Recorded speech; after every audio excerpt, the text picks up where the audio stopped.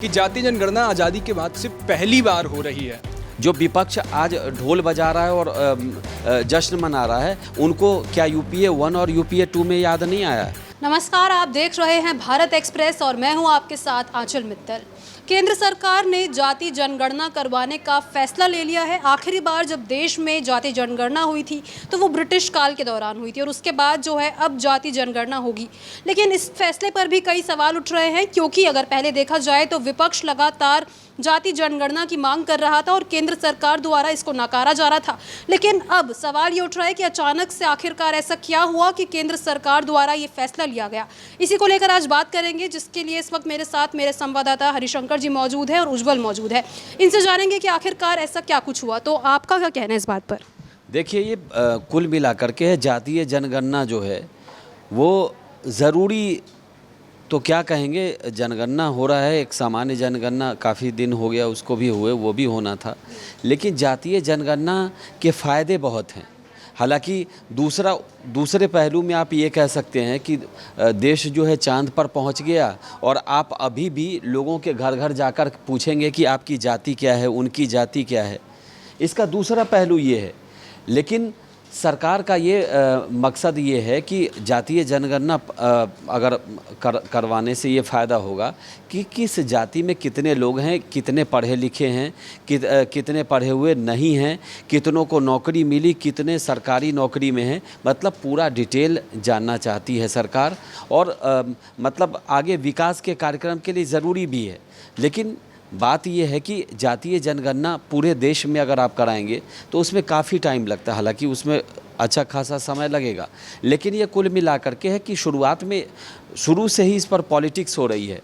एक तरफ वो बिहार में जब जातीय सर्वे हुआ था तो उस समय हुआ था कि बीजेपी उसके विरोध में थी, लेकिन बाद में बीजेपी को लगा कि ये बार बार चीज़ें उठ रही हैं। लोकसभा में राहुल गांधी ये मुद्दा उठा रहे थे। उसके बाद तो बीजेपी का हमेशा से स्टाइल रहा है कि बीजेपी नहले पे दहला लेके आती है। तो विपक्ष जो बार बार इस सवाल को आगे लेकर के आ रहा था, उन्हीं के नहले पर ये बीजेपी का दहला है। तो जाति जनगणना बिहार में जब इलेक्शंस हैं उससे पहले बताया जा रहा है कि शुरू हो जाएगी। हालांकि इसमें 1 साल का समय लग सकता है, ये भी बात सामने आ रही है। तो आपको क्या लग रहा है, क्या केंद्र सरकार जाति जनगणना के लिए जो मानी है उसमें बिहार के इलेक्शंस का कुछ कनेक्शन है?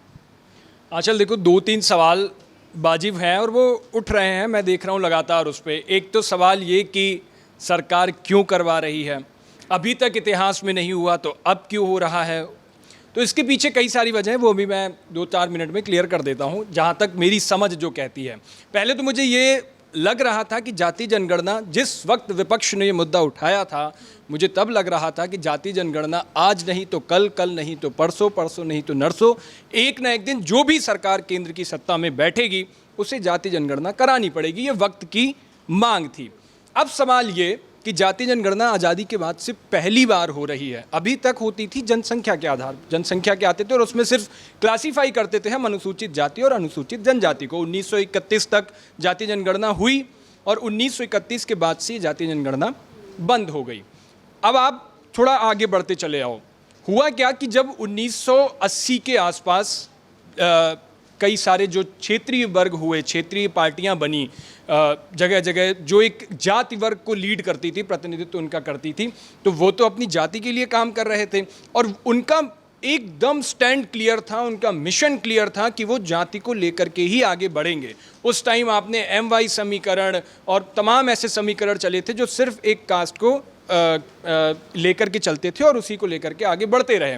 उसके बाद अब आप जब इस दौर में आकर के खड़े हो गए हो तो आप देखोगे वो क्षेत्रीय पार्टियां और बढ़ती चली गईं। अब तो छोटी छोटी पार्टियां आ गई जो सिर्फ अपनी कास्ट को लेकर के करती हैं। आप देखो, चाहे बिहार के अंदर आप देख लो, रामविलास पासवान की पार्टी, रामविलास पासवान के टाइम से और अभी तक चिराग वही उसी लीड रोल में लेकर के चलते हैं। उत्तर प्रदेश के अंदर समाजवादी पार्टी को लेकर के टैग लगा हुआ है, BSP को लेकर के बहुजन मूवमेंट की पार्टी कही जाती है, चंद्रशेखर की पार्टी, नए युवा हैं तेजी से उभरते हुए। तो ऐसे तमाम छोटी छोटी पार्टियां हुई तो वक्त की मांग को लेकर। अब सवाल ये कि 1980 के बाद से जब मांग उठती आ रही है तो अभी तक हुई क्यों नहीं थी। इसके पीछे आता है सुप्रीम कोर्ट। जब ये मामला सुप्रीम कोर्ट, उस वक्त भी विपक्ष ऐसे ही करता था कि जाति जनगणना करानी चाहिए, तब भी नहीं होती थी। सारे लोग मिलकर के सुप्रीम कोर्ट तक पहुंचे। सुप्रीम कोर्ट में जब ये मसला पहुंचा तो सुप्रीम कोर्ट ने भी ये कहा कि क्योंकि हमारे संविधान में जाति की कोई, हम जाति के आधार पर क्लासीफाई नहीं करते, जनसंख्या से हमें मतलब है और गरीब पिछड़े मजलूमों की बात करते हैं, किसकी कितनी कहाँ किसको कितनी ज़रूरत होनी चाहिए, किसके लिए क्या हो। तो सुप्रीम कोर्ट का वो जो आदेश था वो आड़े आता था, उसको लेकर के अभी तक जाति जनगणना नहीं हो पाई थी। इस बार जब आ गए 2024 के लोकसभा चुनाव के टाइम और धीरे धीरे विपक्ष एकजुट हुआ और सबकी एक आवाज़ में बात उठी, चाहे उत्तर प्रदेश से अखिलेश यादव हों, कांग्रेस पार्टी की आवाज़ उठी, उसके बाद बिहार में कई जगह आपने देखी, तो ये आवाज़ उठी कि जाति जनगणना करानी चाहिए। बीजेपी का और केंद्र सरकार का स्टैंड एकदम क्लियर, वो बिल्कुल इसके पक्ष में नहीं थे और साफ कहा था। प्रधानमंत्री ने तो यहाँ तक मंच से खड़े होकर के कहा था कि सिर्फ 4 जातियाँ हैं मेरी नज़र में, महिला, युवा, किसान, और ये करके उन्होंने 4 जातियाँ स्टेज से बताई थी। उसके बाद कई बार पार्लियामेंट में चर्चा हुई तो जाति जाति को लेकर के बिल्कुल स्टैंड क्लियर किया बीजेपी ने कि हम जातिगत जनगणना नहीं करवाएंगे। उत्तर प्रदेश में योगी आदित्यनाथ ने विधानसभा के अंदर ये बोला था कि जातिगत जनगणना उत्तर प्रदेश में तो बिल्कुल भी नहीं होगी। अब सवाल ये है कि जब ये बात केंद्र सरकार के आदेश अप्रूवल हो गया है तो क्या योगी आदित्यनाथ जातिगत जनगणना उत्तर प्रदेश में कराएंगे, ये खैर एक अलग की बात है। अब आइए, अब 2023 में जब बिहार के अंदर जातिगत जनगणना, बिहार सरकार ने उस वक्त तेजस्वी यादव और नीतीश कुमार की सरकार थी, गठबंधन की सरकार थी, और उन्होंने एक बिहार के अंदर सर्वे करवाया। बिहार में जब वो सर्वे हुआ तो पता लगा कि अच्छा ये आज की स्थिति है। उस सर्वे में कई सवाल उठे लेकिन उसमें एक हुआ। फिर कर्नाटक में कांग्रेस की सरकार थी, कर्नाटक के अंदर इन 2 राज्यों ने अपना अपना जातिगत जनगणना का सर्वे कराया और उसमें जो परसेंटेज था वो निकल करके आया। अब केंद्र सरकार को लगा कि जब छोटे छोटे राज्य करवा सकते हैं तो केंद्र सरकार को भी ये सर्वे करवाना चाहिए। इससे अब आप जैसे आ रहा है कि बिहार चुनाव में क्या इसका फ़ायदा मिलेगा, मुझे नहीं लगता बिहार चुनाव में कोई फ़ायदा मिलेगा, क्योंकि अगर अगले महीने से भी शुरुआत करवाते थे तब भी 1 साल का वक्त लगेगा और 1 साल का वक्त लगने का मतलब है कि 26 के आखिरी में या 27 की शुरुआत में इसके नतीजे सामने आएंगे। लेकिन उससे पहले बिहार का चुनाव भी हो चुका होगा और बिहार चुनाव के नतीजे भी सामने आ चुके होंगे, बिहार में मुख्यमंत्री भी बन चुका होगा और बिहार में सत्ता चल रही होगी उस वक्त। तो ये जो पूरा समीकरण था उसको लेकर के अब सवाल ये उठ रहा है कि बीजेपी ने अचानक से डिसीजन क्यों ले लिया। वो बीजेपी जो लगातार मना करती रही, वो अनुराग ठाकुर जिन्होंने अब आप सोचो कैसे चेंज होता है। आपको याद है पार्लियामेंट के अंदर अनुराग ठाकुर ने राहुल गांधी से जाति पूछ ली थी, उसके बाद राहुल गांधी ने कितना उसको बड़ा हंगामा बनाया था कि अनुराग ठाकुर ने मुझे गाली दी। अखिलेश यादव उनके फेवर में खड़े हुए और अखिलेश यादव ने पूछा कि जाति कैसे पूछ ली है, और जाति को लेकर वही अखिलेश यादव आज जश्न मना रहे हैं, वही राहुल गांधी कल प्रेस कॉन्फ्रेंस कर रहे थे जाति को लेकर के कि अब तो सबकी जाति पूछी जाएगी। तो ये सारे मसले आप देखो राजनीति किस तरीके से होती है। तेजस्वी यादव वहाँ पटाखे फोड़ रहे हैं, आप देखो तो जाति जाति का अपना सिस्टम चल रहा है। लेकिन सवाल ये कि बीजेपी ने अचानक से क्यों फैसला लिया, तो आप याद करो शायद सितंबर अक्टूबर का महीना रहा होगा, पिछले साल की ही बात है। आरएसएस की तरफ से जातिगत जनगणना को लेकर के उनके आरएसएस प्रचार प्रमुख समिति के जो सुनील आम्बेकर जी हैं, उनका एक स्टेटमेंट आया था कि जातिगत जनगणना से आरएसएस को कोई दिक्कत नहीं है, बशर्ते इसका उपयोग राजनीतिक दल अपना लाभ लेने के लिए ना करें। उसके बाद आप देखो वो स्टैंड हुआ, प्रधानमंत्री जाते हैं आरएसएस प्रमुख से मिलते हैं, जाके आरएसएस प्रमुख की अभी 2 दिन पहले मुलाकात हुई है प्रधानमंत्री नरेंद्र मोदी के आवास में। जब वो मुलाकात हुई उसके बाद ये स्टैंड क्लियर हुआ कि आरएसएस चाहती है कि जातिगत जनगणना हो, जातियों को लेकर के आरएसएस कभी भी पीछे नहीं हटी और उनका ये एजेंडा है, वो चाहते हैं। जब ये बात हुई केंद्र सरकार से, ऐसा मुझे लगता है, मैं अपना एक अनुमान लगा रहा हूँ कि जब जो समीकरण बन रहे हैं महीनों दर महीने से, तो जब उनसे बात हुई ये स्टैंड क्लियर हुआ कि नहीं अब जातिगत जनगणना करानी चाहिए, तो सरकार को करानी पड़ी। हालांकि सरकार की जो प्रवक्ता हैं, मतलब बीजेपी के प्रवक्ता हैं, उनको बड़ी मुश्किल हो रही है कि इसको कैसे काट इसकी निकाली जाए, इस पर बोला क्या जाए। वो बीजेपी जो 1 महीने पहले तक कहती रही कि जाति नहीं, अभी जब आपने देखा कि जब इतना बड़ा अटैक हुआ, बीजेपी छत्तीसगढ़ के पेज से एक गिबली पोस्ट किया जा रहा है, उसमें लिखा जाता है कि धर्म पूछा जाति नहीं, वो बीजेपी अब कैसे इसको डिपेंड करेगी कि अब तो हर किसी से जा करके जाति पूछनी पड़ेगी और उसके आधार पर सामने आएंगी चीज़ें। तो ये एक बड़ा सवाल है बीजेपी के प्रवक्ताओं के लिए, बीजेपी के नेताओं के लिए, उनको जवाब देते नहीं बन रहा है। अब वो कह रहे हैं कि एक बड़ा मास्टर स्ट्रोक है बीजेपी का, एक केंद्र सरकार का बड़ा मास्टर स्ट्रोक है, मोदी जी का बड़ा मास्टर स्ट्रोक है। और अब देखना आप जातिगत जनगणना से कितने बड़े फायदे होने वाले हैं। ये वही बीजेपी है जो अभी तक कहती थी कि देखो बटोगे तो कटोगे, एक रहोगे तो सेफ रहोगे।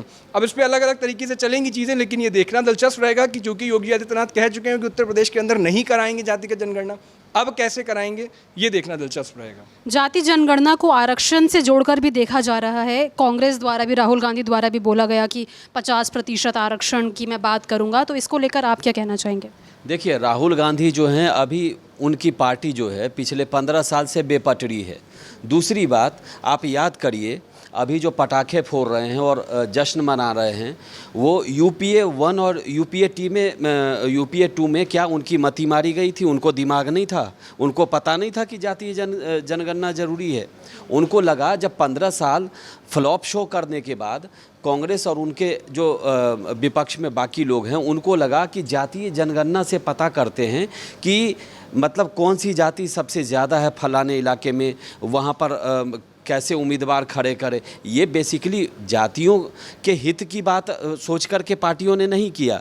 ये किया कि आप जो अपना कैंडिडेट खड़ा करती हैं, चाहे एमएलए हो, चाहे पार्षद हो, चाहे सांसद हो, तो वहाँ जो आप लेकर के आते हैं तो उसमें पता चल जाता है कि ये जाति सबसे ज़्यादा है वहाँ पे, तो आप उम्मीदवार वैसा ही ढूंढते हैं। तो बेसिकली जो विपक्ष आज ढोल बजा रहा है और जश्न मना रहा है, उनको क्या यूपीए 1 और यूपीए 2 में याद नहीं आया? जो तेजस्वी जो लंबी लंबी बातें कर रहे हैं, उनके पिता 25 साल रहे, उस समय कहाँ गए थे वो? तो ये सब पॉलिटिक्स है, चाहे बीजेपी करे, चाहे वो समाजवादी पार्टी करे, चाहे आरजेडी करे।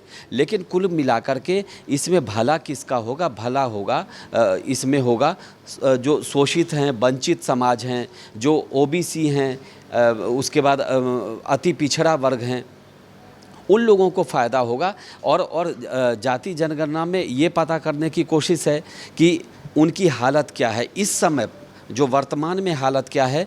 वो नौकरी में हैं, मज़दूर हैं, अगर मज़दूर हैं तो बहुत सारे उसमें सवाल होते हैं। जो भी जनगणना करने जाएगा वो सवाल पूछेगा, उनका स्वास्थ्य बीमा है कि नहीं, उनको किसी योजना का लाभ मिल रहा है कि नहीं। तो ये बहुत सारी चीज़ें आप पता करते हैं, तो सरकार को चीज़ें डिलीवर करने में मतलब पब्लिक के लिए बहुत अच्छा होगा।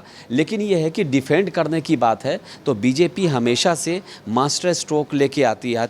आप चुनाव में देखिए, कांग्रेस जिस चीज़ को मुद्दा बनाती है वो बीजेपी सीधे उसी मुद्दा को उठा लेती है और उसी को भुना के चुनाव जीत जाती है। तो बीजेपी को डिफेंड करने के लिए ऐसा कोई दिक्कत नहीं है कि हम एक समय में विरोध कर रहे थे और अब अचानक से उसके समर्थन में आ गए, वो कोई बड़ा मसला नहीं है। बीजेपी को लग रहा था कि चुनाव में कभी कभी इस मुद्दे से भी सामना करना पड़ सकता है इसलिए बेस्ट ये है कि ये हम लेकर के आ जाएं। और चूंकि केंद्र में बीजेपी सरकार है, कांग्रेस तो है नहीं, तो बीजेपी सरकार है, तो बीजेपी ने सोचा कि ये मुद्दा भी विपक्ष के पास क्यों छोड़े। और आप देख लीजिए, नरेंद्र मोदी सरकार और प्रधानमंत्री मोदी का पुराना स्टाइल रहा है, वो कोई भी मुद्दा विपक्ष के पास छोड़ते नहीं हैं। विपक्ष अगर कोई मुद्दा उठा दे तो शुरू में पार्टी अपने हिसाब से उसको डिफेंड करती है, उसके बाद वो मुद्दा उठाते हैं और उसको अपने पक्ष में ले आते हैं। तो इस समय अब चुनाव में जा कर के कहीं भी, चाहे बिहार चुनाव हो, चाहे बाद में कहीं और किसी और स्टेट का चुनाव हो, बीजेपी जाके सीधे तौर पे कहेगी ना हम लेके आए। ये सब तो कहेंगे हमने मांग की थी, सरकार को झुकना पड़ा, लेकिन लेके कौन आया? बीजेपी लेके आई। तो बीजेपी के पास भी कहने के लिए है कि ये सब तो सर्वे, बीजेपी आज कह भी रही है कि इन्होंने सर्वे कराया, हम जनगणना करा रहे हैं। सर्वे और जनगणना में अंतर है। जनगणना में सर्वे से ज़्यादा डिटेल पूछा जाता है, इन्होंने जाति पूछी होगी और कुछ कॉलम भरवाए होंगे, लेकिन सर्वे में, जनगणना में सारी चीज़ें पूछे जाएगी। जाति जनगणना को केंद्र सरकार का मास्टर स्ट्रोक कहा जा रहा है। देखना ये होगा कि देश भर में जाति जनगणना कब तक खत्म होगी। इसको लेकर आपकी क्या राय है? कमेंट बॉक्स में ज़रूर शेयर करें।